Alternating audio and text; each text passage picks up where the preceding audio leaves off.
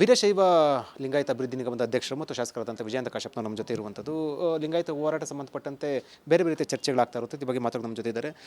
ಯತ್ನಾಳವ್ರು ಮಾತಾಡಿರುವಂಥ ಹೇಳಿಕೆ ಬಸವಣ್ಣವ್ರ ಸಂಬಂಧಪಟ್ಟಂತೆ ಒಳಗೆ ಆರಿ ಅಂತ ಏನು ಹೇಳ್ತಿದ್ದ ಬಗ್ಗೆ ಸಂಬಂಧಪಟ್ಟಂತೆ? ನೋಡಿ, ಅವರಿಗೆ ಧರ್ಮಗುರುಗಳ ಬಗ್ಗೆನೇ ಗೌರವ ಇಲ್ಲ. ಯಾಕಂದರೆ ಅವ್ರಿಗೆ ಅವಮಾನ ಆಗೋ ರೀತಿಯಲ್ಲಿ ಎಲ್ಲೋ ಬಸವಣ್ಣವ್ರನ್ನ ಹೀಯಾಳಿಸಿ ಹೇಳಿ ಅನ್ನೋ ಥರ ಅದು ನೋಡಿದ್ರೆ ಒಂದು ಯಾವುದೋ ಧರ್ಮಕ್ಕೆ ಹೋಲಿಸುವಂಥ ಕೆಲಸ ಮಾಡ್ತಾರೆ. ಒಂದು ಇದು ಆಗಬೇಕು, ಇಲ್ಲಾಂದ್ರೆ ಹೊಳೆ ಹಾರಬೇಕು ಅಂಥೇಳಿ. ಇವರು ಅಂದರೆ ಯಾವ ಧರ್ಮದಲ್ಲಿ ಜನಿಸಿದ್ದಾರೆ ಅನ್ನೋದು ನನ್ನ ಪ್ರಶ್ನೆ. ಇವರು ಒಂದು ಲಿಂಗಾಯತ ಧರ್ಮದಲ್ಲಿ ಜನಿಸಿ ನಾನು ವೀರಶೈವ ಲಿಂಗಾಯತ ಪಂಚಮಸಾಲಿ ಅಂತ ಹೇಳೋರು ಆ ಧರ್ಮಗುರುಗಳ ಬಗ್ಗೆ ಗೌರವ ಇಲ್ಲ ಇವರಿಗೆ. ಮತ್ತು ಯಾರ ಬಗ್ಗೆ ಗೌರವ ಇದೆ? ಅವರ ಪಕ್ಷದ ಬಗ್ಗೆ ಗೌರವ ಇಲ್ಲ, ಯಾವ ನಾಯಕರ ಬಗ್ಗೆಯೂ ಸಮಾಧಾನ ಇಲ್ಲ. ಇದು ಕೇವಲ ವಕಫ್ ಆ ವಿಚಾರ ಹೋರಾಟ ಮಾಡೋವಂಥದ್ದು. ಇದು ಒಂದು ನಾಟಕೀಯ. ರೈತರನ್ನು ಹೋಲಿಸ್ಕೊಂಡು ರೈತರಿಗೆ ನಾವೇನೋ ಮಾಡಿಬಿಡ್ತೀವಿ ಅಂಥೇಳಿ ಮಾನ್ಯ ಮುಖ್ಯಮಂತ್ರಿಗಳು ಭಾಳ ಸ್ಪಷ್ಟವಾಗಿ ಹೇಳಿದ್ದಾರೆ, ಯಾವುದೇ ರೈತರಿಗೆ ಅನ್ಯಾಯ ಬಿಡೋದಿಲ್ಲ ಅಂತ ವಿಚಾರದಲ್ಲಿ. ಇವ್ರು ಯಾಕೆ ಮಾತಾಡುವಂಥದ್ದು? ಇದು ಎಲ್ಲೋ ಅವರ ಅಸ್ತಿತ್ವದ ಪ್ರಶ್ನೆ ಬಂದಿದೆ, ಅಳಿವುಳು ಪ್ರಶ್ನೆ ಇದೆ. ಯಾಕಂದರೆ ಅವರು ಕೂಡ ಇವತ್ತು ಪಕ್ಷದವರು ಈ ರೀತಿ ಹೇಳಿಕೆಗಳನ್ನು ಇವತ್ತು ಈ ರೀತಿ ಬೆಳವಣಿಗೆಗಳನ್ನು ನೋಡಿಕೊಂಡು ಇವತ್ತು ಈಗಾಗಲೇ ಅವರು ಮುಂದೆ ಏನು ಕ್ರಮ ತೊಗೋಬೇಕು ಅನ್ನೋದು ಕೂಡ ನಿರ್ಧಾರ ಮಾಡಿದ್ದಾರೆ ಅಂತ ಕಾಣುತ್ತೆ. ಬಹುತೇಕ ಇವರು ಇವತ್ತೇನು ಬಸವಣ್ಣನವರ ಅನುಯಾಯಿಗಳಿಗೆ, ಬಸವಣ್ಣನವರ ಮನಸ್ಥಿತಿಗೆ, ಇವತ್ತು ಆ ಧರ್ಮಕ್ಕೆ ಅವಮಾನ ಆಗುವ ರೀತಿಯಲ್ಲಿ ಇವತ್ತು ನಡೆದಿದ್ದಾರೆ. ಅದನ್ನು ಖಂಡಿಸ್ತೇನೆ. ಅವರು ಕ್ಷಮೆ ಕೇಳೋದಕ್ಕೆ ನಾನು ಹೋಗೋದಿಲ್ಲ, ಯಾಕಂದರೆ ಅದಕ್ಕೆ ಅರ್ಹರು ಅಲ್ಲ. ಅವರು ನೀಚ ಮನಸ್ಥಿತಿ ಅಂತಾರೆ ಇವರಿಗೆ. ಈ ನೀಚ ಬುದ್ಧಿ, ನೀಚ ಮನಸ್ಥಿತಿ ಇದ್ದವರಿಗೆ ಏನೂ ಮಾಡೋಕ್ಕಾಗೋದಿಲ್ಲ. ಇಂಥ ಧರ್ಮದ ವಿರುದ್ಧ, ಧರ್ಮದ ಗುರುಗಳ ವಿರುದ್ಧ ಮಾತಾಡುವಂಥದ್ದು ಇವತ್ತು ಸಹಜ ಆಗಿದೆ. ಅದಕ್ಕೆ ಈ ಸಂದರ್ಭದಲ್ಲಿ ಜನರೇ ಅವರಿಗೆ ತಕ್ಕ ಪಾಠ ಕಲಿಸ್ತಾರೆ ಅನ್ನೋದು ವಿಶ್ವಾಸ ವ್ಯಕ್ತಪಡಿಸ್ತಾರೆ. ಸರ್, ಬಸವಣ್ಣನ ಅನುಯಾಯಿಗಳು ಇದೇ ರೀತಿ ಮಾತನ್ನು ಮುಂದುವರಿಸಿದ್ರೆ ಈಗ ಖಂಡಿತವಾಗಿ ಸುಮ್ಮನೆ ಹೆಸರು ಹೇಳೋದು, ಮತ್ತು ನಾನು ಬಸವನಗೌಡ ಬಸವ ಅಂತ ಇಟ್ಕೊಂಡಿದ್ದೀನಿ, ಬಸವ ಎಕ್ಸ್ಪ್ರೆಸ್ ಮಾಡಿದೆ ಅಂಥೇಳಿ ಸಮರ್ಥನೆ ಮಾಡ್ಕೊಳಕ್ಕೆ ಈ ಪೂಜ್ಯರು ಹೋಗ್ತಾರೆ. ಅವ್ರದ್ದು ಬಸವ ಎಕ್ಸ್ಪ್ರೆಸ್ ಮಾಡಿದಂತೆ ಬಸವಣ್ಣವ್ರ ಬಗ್ಗೆ ಮತ್ತು ಈಗ ಅಷ್ಟೊಂದು ಹೇಡಿಯಾಗಿ ಅಂತ ಬಸವಣ್ಣ ಯಾಕೆ ಮಾತಾಡಬೇಕು ಇವರು? ಕೀಳುವಾಗಿ ಯಾಕೆ ಮಾತಾಡಬೇಕು ಇವರು? ಬಸವಣ್ಣನ ಬಗ್ಗೆ ಅಷ್ಟು ಪ್ರೀತಿ ಇದ್ದವರು, ಅಷ್ಟು ಗೌರವ ಇದ್ದವರು ಮಾತಾಡೋದು ಯಾಕೆ ಮಾತಾಡ್ತಾರೆ? ಇದನ್ನು ಗುರುಗಳಾದವರು ಕೂಡ ಸಮರ್ಥನೆ ಮಾಡುವಂಥದ್ದು ತಪ್ಪು. ಇವರು ಕೂಡ ಬಸವ ತತ್ವವನ್ನು ಪಾಲನೆ ಮಾಡುವಂಥ ಬಸವಜಯ ಮೃತ್ಯುಂಜಯ ಸ್ವಾಮಿಗಳು ಕೂಡ ಅವ್ರನ್ನ ಎಲ್ಲೋ ಸಮರ್ಥನೆ ಮಾಡೋಕ್ಕೆ ಹೋಗುವಂಥದ್ದು ಆಗಬಾರ್ದು. ಸಮಾಜದ ಧರ್ಮದ ಗುರುಗಳಾಗಿ ಎಲ್ಲ ಪಕ್ಷದ ಜನರಿಗೆ, ಎಲ್ಲ ಧರ್ಮಕ್ಕೂ ಕೂಡ ಸಮಾನತೆಯನ್ನು ಕೊಡುವಂಥವ್ರು ಆಗಬೇಕು. ಯಾಕಂದರೆ ಬಸವ ತತ್ವ ಏನು ಹೇಳುತ್ತೆ? ಎಲ್ಲರಿಗೂ ಕೂಡ ಸೌಹಾರ್ದ ರೀತಿಯಲ್ಲಿ ಸಮಾನತೆಯನ್ನು ಸಾರಿದಂಥ ಮಹಾಪುರುಷ. ಅಂಥವ್ರ ಬಗ್ಗೆನೇ ಇವ್ರಿಗೆ ಗೌರವ ಇಲ್ಲ ಅಂದರೆ ಈ ಗುರುಗಳು ಕೂಡ ಅವರಿಗೆ ಸಮರ್ಥನೆ ಮಾಡೋಕ್ಕೆ ಹೋಗೋದು ಇದು ಕೂಡ ತಪ್ಪು. ಈ ಜಯಮೂರ್ತಿ ಸ್ವಾಮೀಜಿ ಹೋರಾಟ ಮಾಡಿರುವಂಥದ್ದು ಅಲ್ಲ, ಕಳೆದ ಬಾರಿ ಹೋರಾಟ ಆದಾಗ ಸಡನ್ನಾಗಿ ನಿಂತ್ಕೊಳ್ತು ಏನು ಬೆಳಗಾವಿ ಅಧಿವೇಶನ ಸಂದರ್ಭದಲ್ಲಿ. ಆ ಸಂದರ್ಭದಲ್ಲಿ ಏನಾದರೂ ಆಯಿತಾ, ಅಥವಾ ಬಸವನಗೌಡ ಪಾಟೀಲ್ ಯತ್ನಾಳವರು ಹೋರಾಟದ ಇದ್ದರು, ನೀವು ಕೂಡ ಜೊತೆಲಿದ್ರಿ, ಸೊ ಈಗ ಮತ್ತೆ ಹೋರಾಟ ಶುರು ಮಾಡಿದ್ರು, ಏನು ಆಗೇನಾಯಿತು ಅಥವಾ ಏನಂತ? ನೋಡಿ, ಆವಾಗ ಏನಾಗಿದೆ ಅನ್ನೋದು ಇಡೀ ರಾಜ್ಯದ ಪ್ರತಿಯೊಂದು ಜನತೆಗೆ ಮನೆಗೆ ಗೊತ್ತಿರುವಂಥ ವಿಷಯ. ಕೇವಲ ಚುನಾವಣೆಯ ತಂತ್ರವನ್ನಾಗಿ ಮಾಡಿಕೊಂಡು 2D 2C ಮೀಸಲಾತಿಯನ್ನು ಕೊಟ್ಟದಾಗ ಒಪ್ಪಿಕೊಂಡಂಥವ್ರು ಇದೇ ಬಸವನಗೌಡ ಪಾಟೀಲ್ ಯತ್ನಾಳ್. ಇವತ್ತು ಸಮುದಾಯ ಕೇಳ್ತಾರೆ, 2D ಕೊಟ್ಟರು, 2C ಕೊಟ್ಟರು, ಎಲ್ಲಿ ಪ್ರವರ್ಗ ಮಾಡಿದರು, ಎಲ್ಲಿದೆ ಮೀಸಲಾತಿ ಆದೇಶ ಪತ್ರ ಸಿಗ್ತಾ? ಇದೇ ಹಿಂದಿನ ಸರ್ಕಾರದವರೇ, ಇದೇ ಭಾರತೀಯ ಜನತಾ ಪಕ್ಷದವರೇ, ಇದೇ ಬಸವನಗೌಡ ಪಾಟೀಲ್ ಯತ್ನಾಳ್ ಅವರೇ, ಇವ್ರ ಪಕ್ಷದವರೇ ಹಿಂಬರ ಬರೆದು ಕೊಟ್ಟು ಬಂದಿದ್ದಾರೆ ಸರ್ವೋಚ್ಚ ನ್ಯಾಯಾಲಯದಲ್ಲಿ.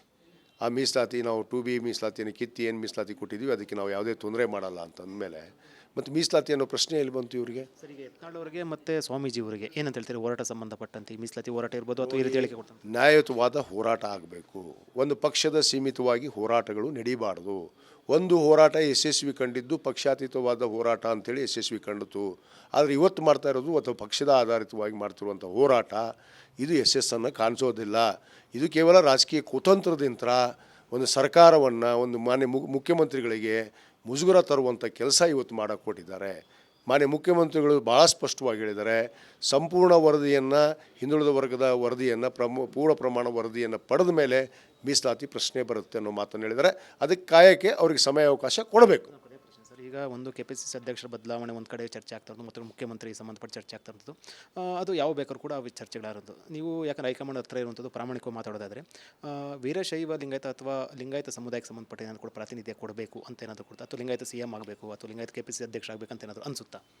ನೋಡಿ, ಅದನ್ನು ಒಂದು ಪಕ್ಷದ ಹೈಕಮಾಂಡ್ ಇದೆ, ನಮ್ಮ ಅನೇಕ ಸಮುದಾಯದ ಮುಖಂಡರು ಕೂಡ ಇದ್ದಾರೆ.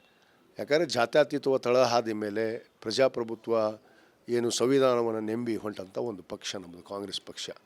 ಜಾತಿ ನಿಲುವಿಟ್ಟುಕೊಂಡು ಜಾತಿ ಆಧಾರಿತವಾಗಿ ನಾವು ಯಾವತ್ತೂ ಕೂಡ ಮಾಡಿಲ್ಲ.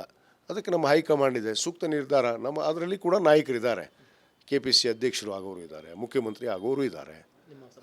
ಅಲ್ಲಿ ಸಮಯ ಸಂದರ್ಭ ಅನುಸಾರವಾಗಿ ಪಕ್ಷಗಳು ನಿರ್ಧಾರ ಮಾಡ್ತಾರೆ. ಲಿಂಗಾಯತ ಸಮುದಾಯವನ್ನು ಪರಿಗಣಿಸಬೇಕಂತ ಏನಾದರೂ ಕೂಡ ಹೇಳ್ತೀರಾ? ಲಿಂಗಾಯತ ಸಮುದಾಯಕ್ಕೆ ಸಾಕಷ್ಟು ಅವಕಾಶಗಳನ್ನು ಕೊಟ್ಟಿದ್ದಾರೆ, ಮಂತ್ರಿ ಮಾಡಿದ್ದಾರೆ, ಸಾಕಷ್ಟು ಅವಕಾಶಗಳು ಕೂಡ ನಮಗೆ ಕೊಟ್ಟಿದ್ದಾರೆ. ಅದರಲ್ಲಿ ಎರಡನೇ ಮಾತಿಲ್ಲ.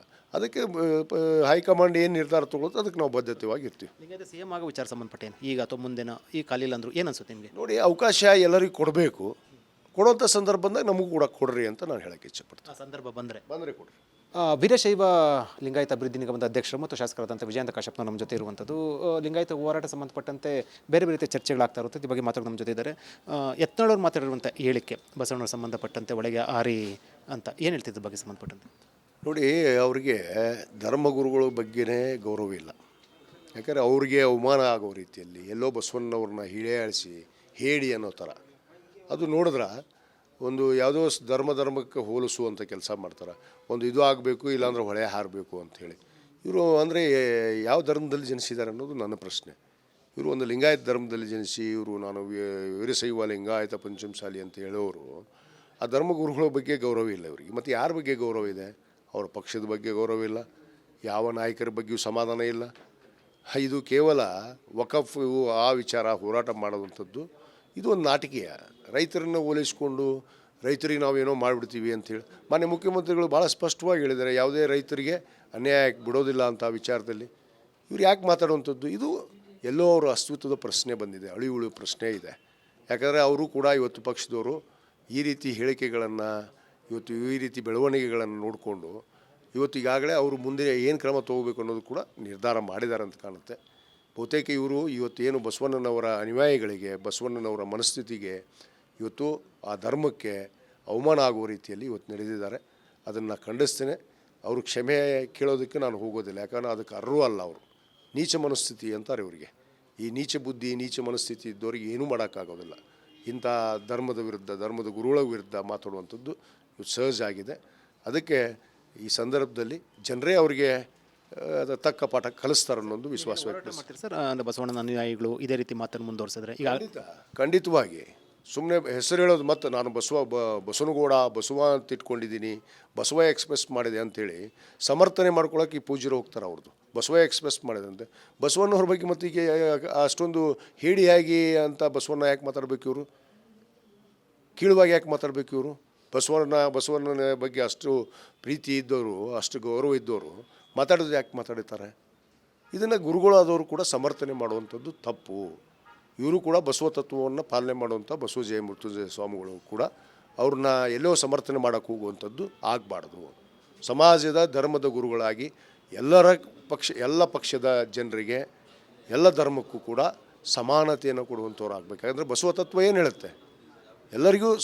ಎಲ್ಲರಿಗೂ ಕೂಡ ಸೌಹಾರ್ದ ರೀತಿಯಲ್ಲಿ ಸಮಾನತೆಯನ್ನು ಸಾರಿದಂಥ ಮಹಾಪುರುಷ.